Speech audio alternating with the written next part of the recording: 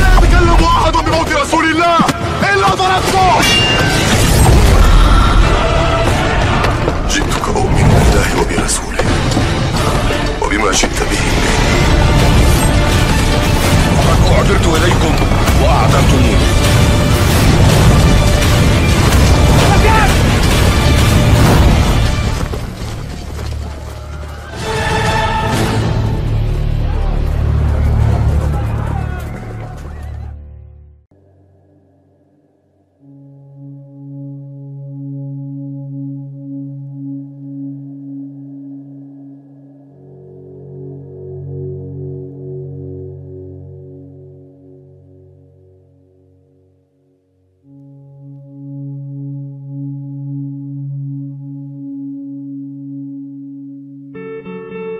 Lazarus adalah seorang pria yang tinggal di Betania, sebuah desa kecil di dekat Yerusalem.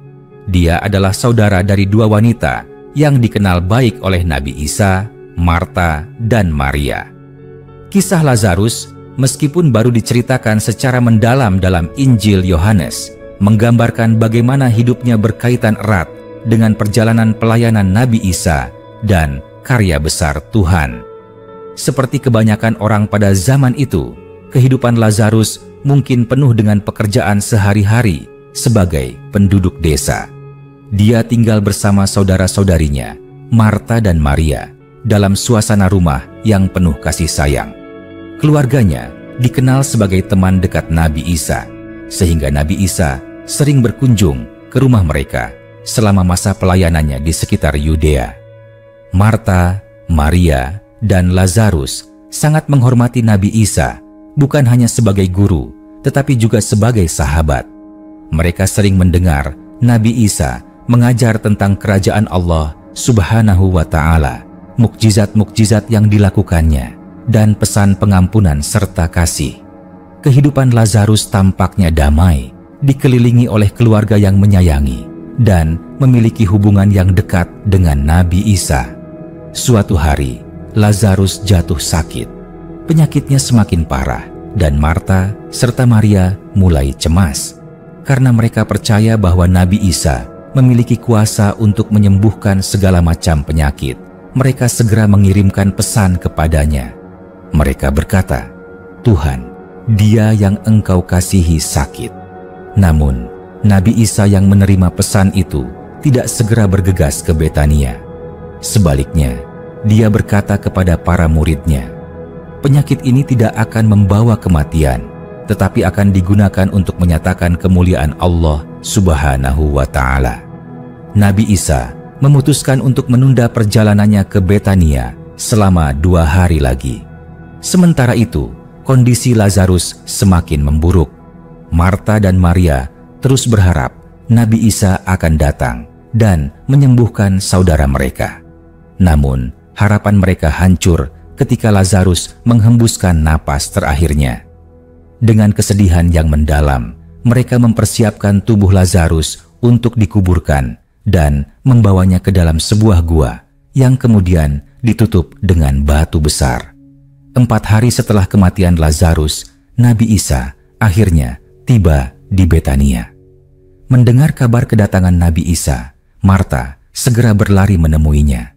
Dengan hati yang penuh duka, Marta berkata, "Tuhan, sekiranya Engkau ada di sini, saudaraku pasti tidak akan mati." Nabi Isa menenangkan Marta dengan berkata, "Saudaramu akan bangkit." Marta yang masih berduka namun tetap beriman menjawab, "Aku tahu ia akan bangkit pada waktu orang-orang bangkit pada akhir zaman." Tetapi Nabi Isa yang tahu apa yang akan dia lakukan berkata dengan tegas, "Akulah kebangkitan dan hidup. Barang siapa percaya kepadaku, ia akan hidup walaupun ia sudah mati." Tidak lama setelah itu, Maria juga datang menemui Nabi Isa. Dia jatuh di kakinya dan menangis, "Tuhan, sekiranya Engkau ada di sini, saudaraku tidak akan mati."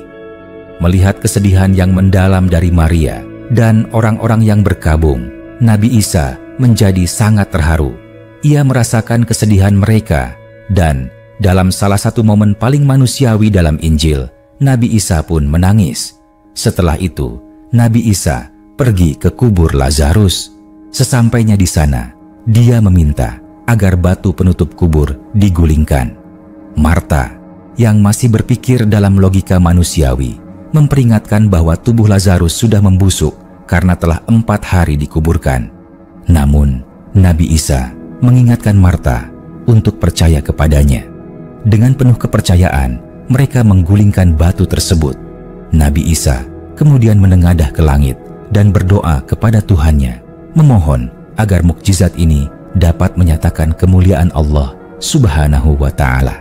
Lalu, dengan suara keras, dia berseru, "Lazarus, keluarlah!" Seisi desa terkejut ketika Lazarus yang sudah 4 hari mati keluar dari gua kuburnya, masih terbungkus kain kafan.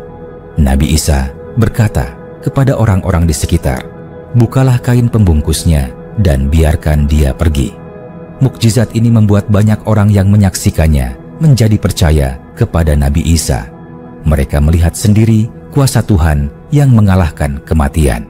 Kebangkitan Lazarus bukan hanya tanda kuasa ilahi Nabi Isa, tetapi juga menjadi titik balik dalam perjalanan Nabi Isa menuju salib.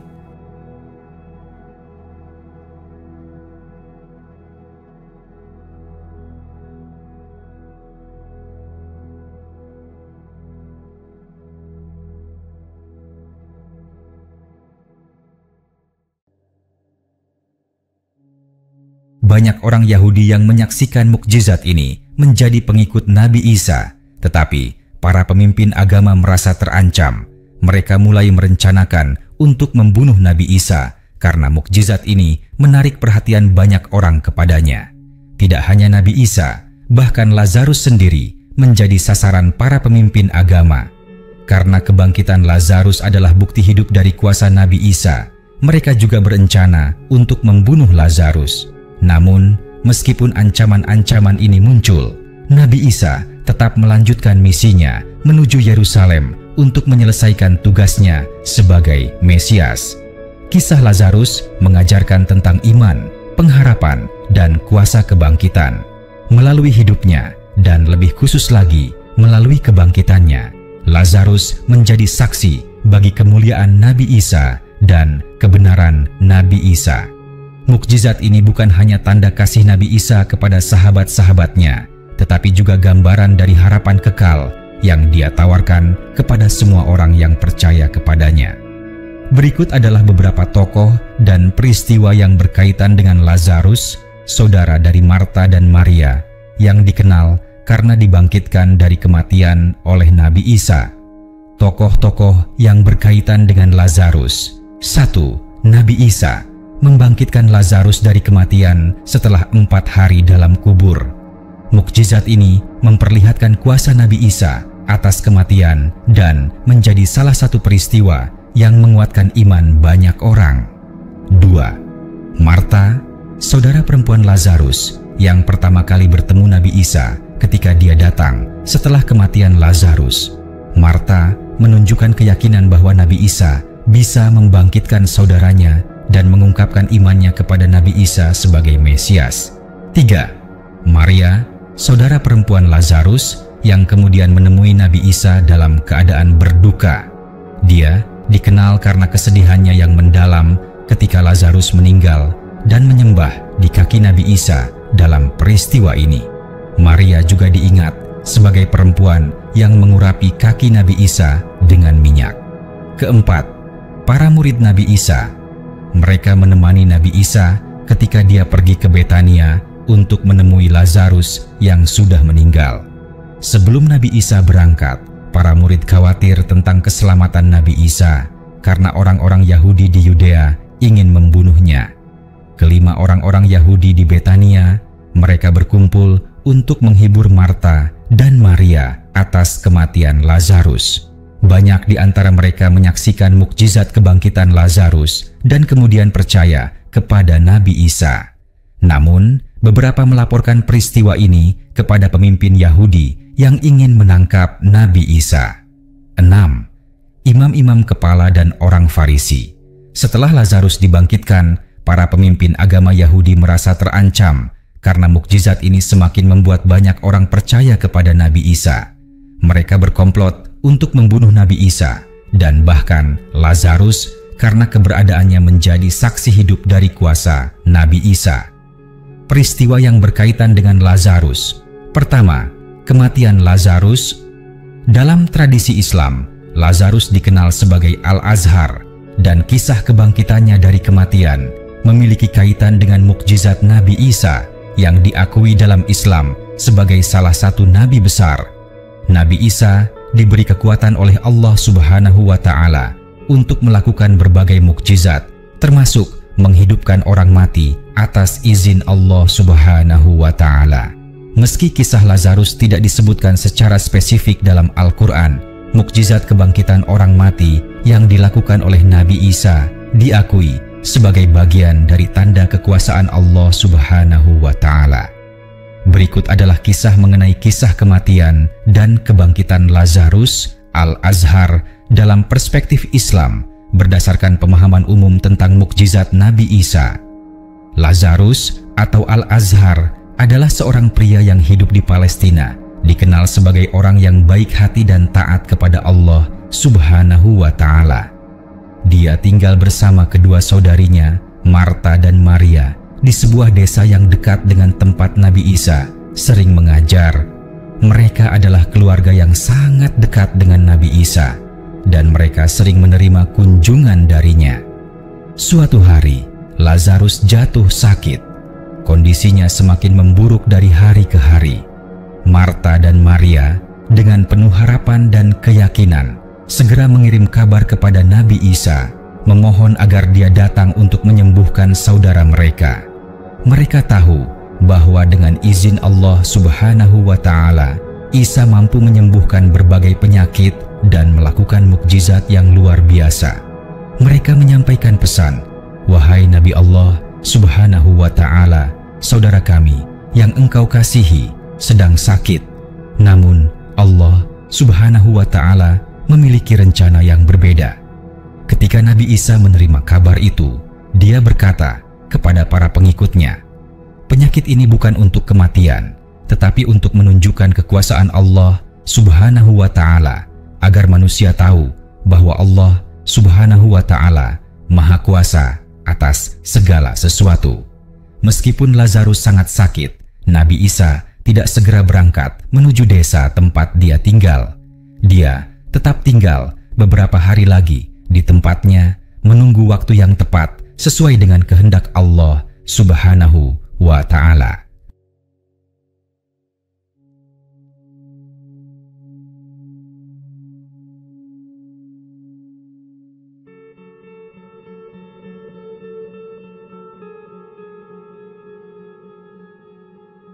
Di rumahnya, Marta dan Maria terus merawat Lazarus dengan penuh kasih sayang, berharap bahwa Nabi Isa akan segera datang. Namun, setelah beberapa hari, kondisi Lazarus semakin kritis hingga akhirnya dia meninggal dunia. Kedua saudarinya terbenam dalam kesedihan mendalam. Mereka meratapi kepergian saudara mereka yang mereka cintai. Seperti tradisi waktu itu, tubuh Lazarus dibalut dengan kain kafan dan diletakkan dalam sebuah gua sebagai kuburan. Batu besar menutup pintu gua itu, menandai akhir dari kehidupan Lazarus. Selama 4 hari penuh, Marta dan Maria berduka di rumah mereka, ditemani oleh kerabat dan tetangga yang datang untuk menghibur mereka. Setelah 4 hari, akhirnya Nabi Isa memutuskan untuk pergi ke desa tempat Lazarus dikuburkan. Ketika dia mendekati desa itu, Marta mendengar kabar bahwa Nabi Isa telah tiba. Dengan segera, dia berlari menemui Nabi Isa di luar desa. Hatinya dipenuhi oleh kesedihan, tetapi dia tetap memiliki keyakinan dalam hatinya. Dengan air mata yang mengalir di wajahnya, Marta berkata kepada Nabi Isa, "Wahai Nabi Allah Subhanahu wa Ta'ala, sekiranya engkau ada di sini, saudaraku pasti tidak akan mati." Nabi Isa menatap Marta dengan lembut dan berkata, "Janganlah engkau bersedih. Dengan izin Allah Subhanahu wa Ta'ala, saudaramu akan bangkit." Marta yang penuh kepercayaan pada Nabi Isa berkata, "Aku tahu bahwa dia akan bangkit pada hari kebangkitan nanti ketika semua orang akan dihidupkan kembali." Namun, Nabi Isa berkata dengan tenang, "Akulah yang diutus Allah Subhanahu wa Ta'ala untuk menunjukkan kekuasaannya. Allah Subhanahu wa Ta'ala Maha Kuasa untuk membangkitkan siapapun yang Dia kehendaki, baik sekarang maupun pada hari kiamat." Setelah itu, Marta pulang ke rumah untuk memberitahu Maria bahwa Nabi Isa telah tiba. Maria segera pergi menemui Nabi Isa, dan ketika dia sampai di hadapannya, dia jatuh terseduh-seduh di kaki Nabi Isa. "Wahai Nabi Allah Subhanahu wa Ta'ala, sekiranya engkau ada di sini, saudaraku tidak akan mati." Melihat Maria dan orang-orang di sekitarnya menangis, Nabi Isa merasa sangat terharu. Dia melihat kesedihan mendalam yang mereka rasakan, dan dengan penuh belas kasihan, Nabi Isa berdoa kepada Allah Subhanahu wa Ta'ala. Setelah berdoa, Nabi Isa meminta agar mereka membawanya ke kubur Lazarus. Sesampainya di depan kubur itu, dia melihat batu besar yang menutup pintu gua. Nabi Isa lalu memerintahkan, "Bukalah batu ini." Mereka yang ada di situ terkejut. "Wahai Nabi Allah Subhanahu wa Ta'ala, dia sudah 4 hari mati. Tubuhnya pasti sudah mulai membusuk," kata seseorang.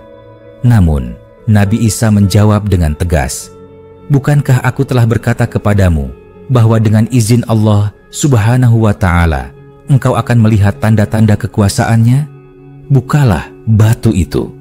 Mereka pun menggulingkan batu besar itu dari mulut gua.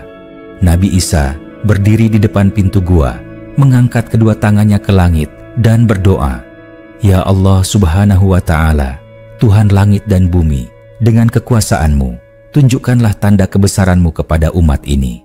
Setelah itu, Nabi Isa berseru dengan suara yang lantang, "Lazarus, keluarlah."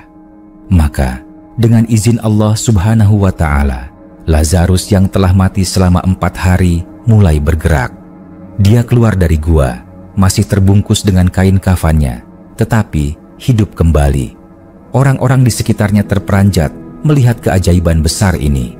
Dengan penuh keheranan dan rasa kagum, mereka menyaksikan bagaimana Lazarus yang sudah mati dihidupkan kembali oleh Allah Subhanahu wa Ta'ala melalui Nabi Isa. Nabi Isa lalu berkata, "Bukalah kain kafannya dan biarkan dia pergi." Orang-orang segera membebaskan Lazarus dari kain kafan itu. Mukjizat besar itu menyebar dengan cepat, dan semakin banyak orang yang percaya bahwa Isa benar-benar utusan Allah Subhanahu wa Ta'ala yang datang untuk menunjukkan jalan kepadanya. Kisah kebangkitan Lazarus dalam Islam menunjukkan kekuasaan mutlak Allah Subhanahu wa Ta'ala yang dapat menghidupkan kembali siapapun yang Dia kehendaki. Melalui Nabi Isa, Allah Subhanahu wa Ta'ala menunjukkan bahwa tidak ada hal yang mustahil baginya. Kisah ini bukan hanya tentang mukjizat semata, tetapi juga tentang keyakinan, harapan, dan kepercayaan kepada kebesaran Allah Subhanahu wa Ta'ala yang tak terbatas. Kedua, Nabi Isa menangis. Al-Azhar, seorang pria yang tinggal di Betania, adalah saudara dari 2 wanita yang dikenal penuh iman, Marta dan Maria. Mereka hidup di desa kecil yang berada dekat dengan Yerusalem. Keluarga ini dikenal dekat dengan Nabi Isa. Al-Azhar sendiri adalah seorang pria yang baik dan dikenal di kalangan umat sebagai orang yang setia dalam ibadahnya. Suatu hari, Al-Azhar jatuh sakit. Penyakitnya tidak ringan dan kondisinya semakin memburuk dari hari ke hari. Marta dan Maria yang sangat mencintai saudara mereka segera merasa cemas.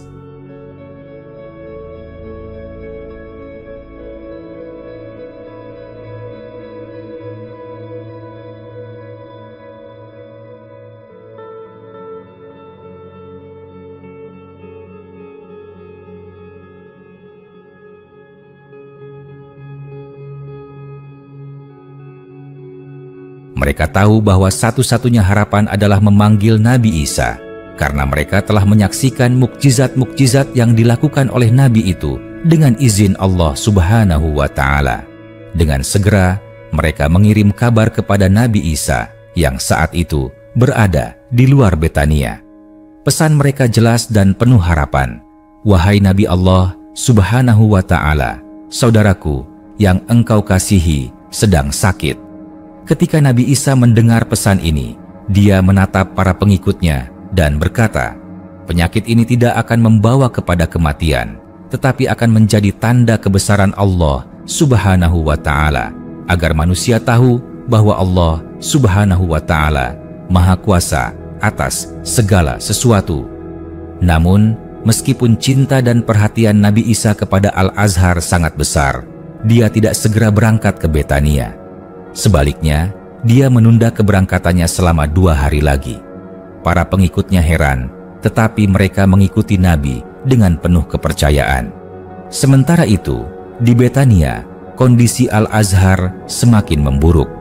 Marta dan Maria berusaha sebaik mungkin untuk merawatnya, tetapi tidak ada yang bisa mereka lakukan untuk menahan takdir.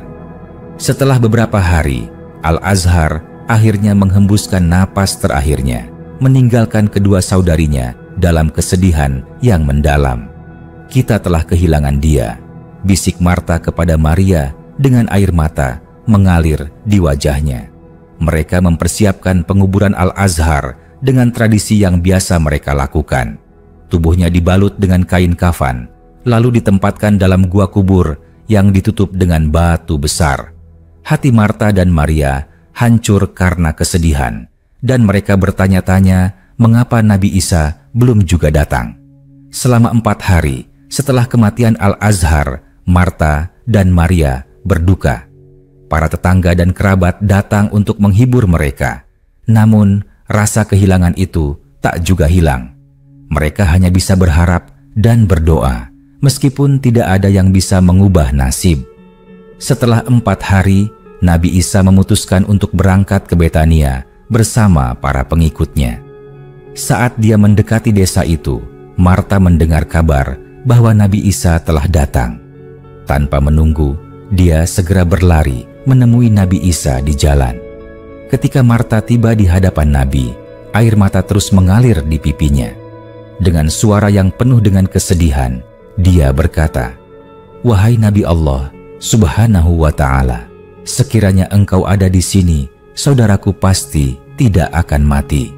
Nabi Isa menatap Marta dengan penuh kasih sayang dan menjawab dengan tenang, "Jangan bersedih Marta. Allah Subhanahu wa Ta'ala berkuasa untuk menghidupkan siapapun yang Dia kehendaki. Saudarimu akan bangkit kembali." Marta yang penuh iman menjawab, "Aku tahu bahwa ia akan bangkit pada hari kebangkitan nanti, ketika semua orang akan dibangkitkan." Nabi Isa menatap Marta dengan pandangan yang dalam. "Akulah utusan Allah Subhanahu wa Ta'ala yang diutus untuk menunjukkan kebesarannya. Allah Subhanahu wa Ta'ala berkuasa untuk membangkitkan orang dari kematian, baik sekarang maupun pada akhir zaman. Percayalah kepadanya." Mendengar ini, Marta merasa hatinya tenang, meskipun rasa kehilangan masih membekapnya. Dia segera pulang untuk memberitahu Maria bahwa Nabi Isa telah tiba. Maria, yang juga sangat sedih, segera pergi menemui Nabi. Begitu melihat Nabi Isa, Maria jatuh di kakinya, menangis terseduh-seduh. "Wahai Nabi Allah Subhanahu wa Ta'ala, sekiranya engkau ada di sini, saudaraku pasti tidak akan mati," katanya dengan suara yang terisak. Melihat kesedihan Maria dan orang-orang yang berduka di sekitarnya, Nabi Isa merasa sangat terharu. Dia sangat mencintai Al-Azhar dan keluarganya, dan kesedihan mereka menyentuh hatinya. Dengan penuh rasa haru, Nabi Isa ikut menangis. Orang-orang yang ada di situ pun terkejut melihat Nabi menangis. Beberapa dari mereka berbisik, "Lihatlah betapa besarnya kasih Nabi Isa kepada Al-Azhar." Namun, ada pula yang berkata, "Bukankah dia yang menyembuhkan orang buta dan sakit? Mengapa dia tidak datang lebih awal dan mencegah kematian Al-Azhar?" Setelah menenangkan diri, Nabi Isa meminta agar mereka membawanya ke kubur Al-Azhar. Setibanya di depan gua yang tertutup batu besar, Nabi Isa dengan tenang berkata, "Bukalah batu ini." Orang-orang terkejut mendengar perintah itu. Salah seorang dari mereka berkata, "Wahai Nabi Allah Subhanahu wa Ta'ala, sudah 4 hari ia mati, tubuhnya pasti telah berbau." Namun Nabi Isa menatap mereka dengan penuh keyakinan dan berkata, "Bukankah aku sudah mengatakan kepadamu bahwa jika engkau percaya, engkau akan melihat tanda-tanda kebesaran Allah Subhanahu wa Ta'ala?" Dengan perasaan ragu-ragu tetapi penuh kepercayaan kepada Nabi Isa, mereka pun menggulingkan batu besar yang menutup pintu gua. Setelah pintu terbuka, Nabi Isa menengadah ke langit, berdoa kepada Allah Subhanahu wa Ta'ala, "Ya Allah Subhanahu wa Ta'ala, Tuhan yang Maha Kuasa, tunjukkanlah kekuasaan-Mu kepada umat ini agar mereka semakin yakin kepadamu."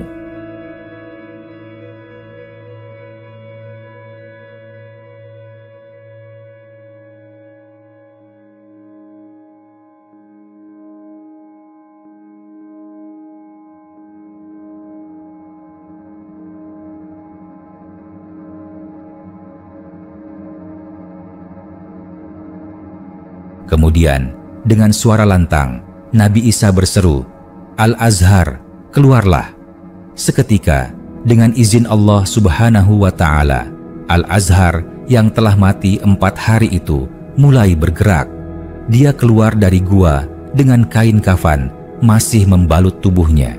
Orang-orang yang melihatnya tercengang, tak percaya pada apa yang mereka saksikan. Mereka melihat seorang pria yang telah mati kini hidup kembali, berjalan keluar dari kuburnya. Nabi Isa berkata, "Bukalah kain kafannya dan biarkan dia pergi." Orang-orang segera melepaskan kain kafan dari tubuh Al-Azhar. Dengan penuh keheranan, mereka menyaksikan mukjizat besar yang dilakukan oleh Nabi Isa dengan izin Allah Subhanahu wa Ta'ala.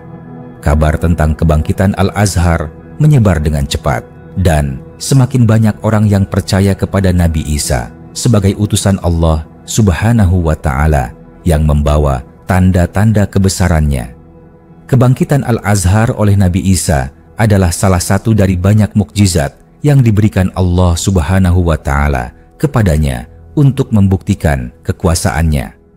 Mukjizat ini tidak hanya memperlihatkan kasih sayang Nabi Isa kepada Al-Azhar dan keluarganya, tetapi juga menjadi bukti nyata bahwa Allah Subhanahu wa Ta'ala Maha Kuasa untuk menghidupkan siapapun yang Dia kehendaki. Kisah ini menjadi pengingat bagi umat bahwa tidak ada yang mustahil bagi Allah Subhanahu wa Ta'ala. Ketiga, kebangkitan Lazarus. Al-Azhar, seorang pria yang tinggal di desa Betania, adalah saudara dari Marta dan Maria, 2 wanita yang dikenal karena kesalehan mereka. Keluarga ini sangat dekat dengan Nabi Isa yang sering berkunjung ke rumah mereka untuk mengajar dan berbicara tentang keimanan. Namun suatu hari, Al-Azhar jatuh sakit. Penyakit yang menimpanya semakin parah membuat Marta dan Maria sangat khawatir. "Saudaraku, kita harus segera mengirim pesan kepada Nabi Isa," kata Maria kepada Marta. "Dia satu-satunya yang bisa menyelamatkan Al-Azhar." Mereka berdua sepakat untuk segera mengirim utusan kepada Nabi Isa yang berada di tempat yang cukup jauh dari Betania. Pesan yang mereka kirimkan berbunyi, "Wahai Nabi Allah Subhanahu wa Ta'ala, saudaraku yang engkau kasihi sedang sakit." Namun, ketika Nabi Isa menerima pesan itu, dia tidak segera pergi. Sebaliknya, dia menatap para pengikutnya dan berkata, "Penyakit ini tidak akan membawa kematian, tetapi menjadi tanda kekuasaan Allah Subhanahu wa Ta'ala, agar manusia mengetahui kebesarannya." Para murid terheran-heran, namun mereka mengikuti perintah Nabi Isa untuk tetap tinggal beberapa hari sebelum berangkat menuju Betania.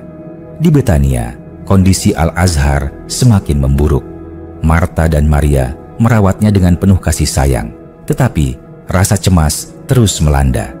Mereka berharap Nabi Isa akan segera tiba untuk menyembuhkan saudara mereka. Namun, takdir berkata lain. Pada suatu pagi yang sunyi, Al-Azhar menghembuskan napas terakhirnya. Dengan penuh duka, Marta berkata kepada Maria, "Saudaraku, kita telah kehilangan dia." Mereka berdua menangis dengan penuh kesedihan. Tak ada lagi harapan bagi mereka, karena saudara yang sangat mereka cintai kini telah tiada. Tubuh Al-Azhar kemudian dibalut dengan kain kafan sesuai tradisi dan ditempatkan di dalam gua kubur yang ditutup dengan batu besar. Hari demi hari berlalu dan mereka masih berduka. Para tetangga dan kerabat datang untuk menghibur Marta dan Maria, tetapi rasa kehilangan itu begitu mendalam. Marta dan Maria terus bertanya-tanya dalam hati, mengapa Nabi Isa belum datang? Bukankah dia mampu menyembuhkan penyakit?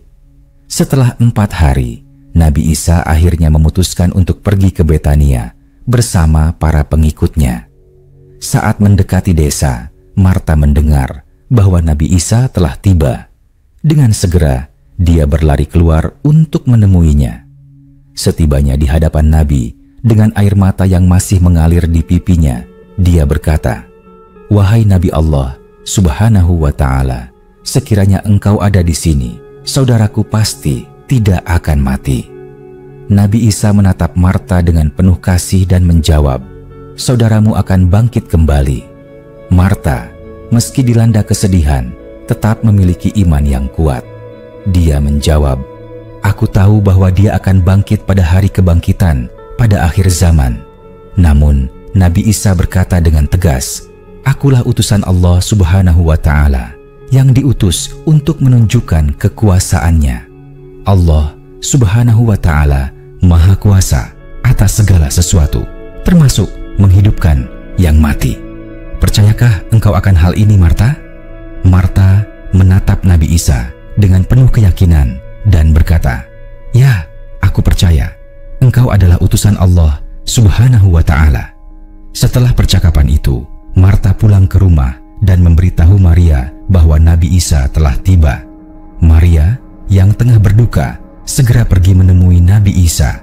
Saat bertemu, dia jatuh di kakinya sambil menangis dan berkata, "Wahai Nabi Allah Subhanahu wa Ta'ala, sekiranya engkau ada di sini, saudaraku tidak akan mati."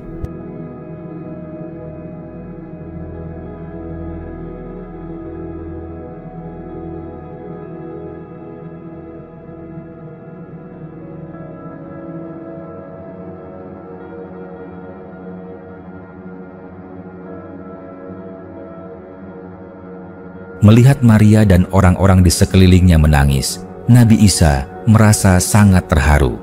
Dia merasakan kesedihan yang mendalam di hati mereka, dan dalam keheningan penuh rasa, Nabi Isa pun menangis. Orang-orang yang menyaksikan ini terkejut dan berkata, "Lihatlah betapa besar kasihnya kepada Al-Azhar."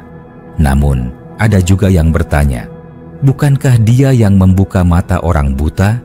Mengapa dia tidak datang lebih cepat untuk menyembuhkan Al-Azhar?" Setelah itu, Nabi Isa meminta agar mereka membawanya ke kubur Al-Azhar. Saat tiba di depan gua yang tertutup batu besar, Nabi Isa berkata, "Gulingkan batu ini." Mendengar perintah ini, Marta ragu dan berkata, "Wahai Nabi Allah Subhanahu wa Ta'ala, dia sudah 4 hari mati, tentu tubuhnya sudah mulai berbau." Namun, Nabi Isa menatap Marta dan menjawab dengan penuh keyakinan, "Bukankah aku telah mengatakan kepadamu, jika engkau percaya, engkau akan melihat tanda-tanda kekuasaan Allah Subhanahu wa Ta'ala." Dengan penuh ketaatan, mereka menggulingkan batu besar yang menutup pintu gua. Nabi Isa kemudian berdiri di depan gua dan menengadah ke langit, berdoa kepada Allah Subhanahu wa Ta'ala, "Ya Allah Subhanahu wa Ta'ala, Tuhan langit dan bumi, demi kebesaran-Mu, tunjukkanlah tanda kekuasaan-Mu, agar mereka yang hadir di sini beriman kepadamu." Setelah berdoa, dengan suara lantang dan penuh kuasa, Nabi Isa berseru, "Al-Azhar, keluarlah." Seketika, orang-orang terdiam dalam ketegangan. Dari dalam kegelapan gua terdengar suara gerakan. Perlahan-lahan Al-Azhar yang telah mati selama 4 hari keluar dari kuburnya. Tubuhnya masih terbalut kain kafan, tetapi dia hidup kembali. Semua orang yang menyaksikan peristiwa ini terkejut dan ketakutan, tetapi mereka tahu bahwa ini adalah mukjizat Allah Subhanahu wa Ta'ala. Nabi Isa lalu berkata, "Bukalah kain kafannya dan biarkan dia pergi." Orang-orang segera berlari untuk membuka kain kafan yang membungkus tubuh Al-Azhar. Kini dia berdiri, hidup di hadapan mereka. Kabar tentang kebangkitan Al-Azhar menyebar dengan cepat ke seluruh desa dan sekitarnya, membuat banyak orang percaya kepada Nabi Isa sebagai utusan Allah Subhanahu wa Ta'ala. Mukjizat kebangkitan Al-Azhar oleh Nabi Isa adalah salah satu bukti kebesaran Allah Subhanahu wa Ta'ala. Melalui mukjizat ini, Allah Subhanahu wa Ta'ala menunjukkan bahwa Dia berkuasa atas kehidupan dan kematian. Kebangkitan Al-Azhar bukan hanya tanda kasih sayang Nabi Isa kepada sahabat-sahabatnya, tetapi juga menjadi tanda bagi umat bahwa Allah Subhanahu wa Ta'ala Maha Kuasa untuk menghidupkan yang mati dan membangkitkan mereka pada hari kiamat. Mukjizat ini memperkuat iman banyak orang dan menunjukkan bahwa semua yang dilakukan oleh Nabi Isa adalah atas izin dan kuasa Allah Subhanahu wa Ta'ala yang Maha Agung. Keempat, reaksi terhadap kebangkitan Lazarus. Saat Al-Azhar keluar dari gua, orang-orang di sekitar terdiam sejenak, tidak percaya dengan apa yang mereka lihat. Di depan mata mereka, pria yang telah mati 4 hari, yang tubuhnya sudah berbau menurut kebiasaan waktu itu, kini berjalan keluar, hidup kembali. Semua ini terjadi hanya karena satu perintah dari Nabi Isa. Al-Azhar, keluarlah. Maria dan Marta, yang selama beberapa hari tenggelam dalam kesedihan, kini berlari menuju Al-Azhar dengan air mata kebahagiaan. Mereka memeluk saudara mereka yang hidup kembali, tak henti-hentinya memuji Allah Subhanahu wa Ta'ala atas mukjizat yang baru saja mereka saksikan. Maria, dengan air mata yang masih mengalir, berkata kepada Nabi Isa, "Wahai Nabi Allah Subhanahu wa Ta'ala, Engkau telah membawa harapan kami kembali. Segala puji bagi Allah Subhanahu wa Ta'ala yang Maha Kuasa." Marta dengan suara bergetar menambahkan, "Iman kami kepada Allah Subhanahu wa Ta'ala semakin kuat karena kami telah melihat kebesarannya melalui Engkau, wahai Nabi Isa." Nabi Isa menatap kedua saudara itu dengan lembut dan penuh kasih sambil berkata, "Segala puji hanyalah bagi Allah Subhanahu wa Ta'ala. Dia yang menghidupkan dan mematikan, dan melaluinya semua mukjizat terjadi. Jagalah imanmu dan bersyukurlah kepadanya." Orang-orang yang berkumpul di sekitar kubur Al-Azhar terdiam sesaat. Mereka telah menyaksikan sesuatu yang luar biasa, sesuatu yang belum pernah mereka lihat seumur hidup mereka. Perlahan-lahan, bisikan-bisikan mulai terdengar di antara mereka. Seorang pria yang masih terperangah oleh mukjizat itu berkata, "Aku tidak percaya apa yang baru saja kulihat. Dia benar-benar hidup kembali. Al-Azhar yang sudah mati 4 hari sekarang berdiri di sini, hidup." Yang lain mengangguk, wajahnya dipenuhi kekaguman. Ini adalah tanda kebesaran Allah Subhanahu wa Ta'ala. Tidak ada yang mampu melakukan ini kecuali dengan kekuasaan Tuhan. Nabi Isa adalah utusan Allah Subhanahu wa Ta'ala yang benar.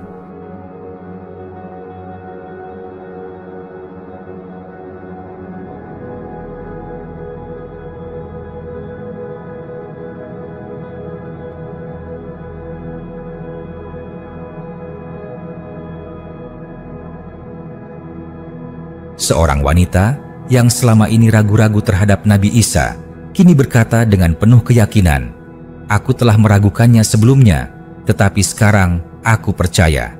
Dia memang utusan Allah Subhanahu wa Ta'ala. Tidak ada keraguan lagi." Banyak di antara mereka yang menyaksikan mukjizat ini segera mengucapkan syahadat, memperkuat iman mereka kepada Allah Subhanahu wa Ta'ala dan Nabi Isa. Mereka menyebarkan kabar kebangkitan ini ke seluruh Betania dan wilayah sekitarnya, membuat banyak orang yang belum percaya akhirnya menerima kebenaran ajaran Nabi Isa. Namun, tidak semua orang yang mendengar kabar kebangkitan Al-Azhar menyambutnya dengan iman dan kebahagiaan. Di antara mereka, ada sekelompok orang yang merasa terancam oleh pengaruh Nabi Isa yang semakin besar, terutama di kalangan pemimpin agama dan orang-orang berkuasa.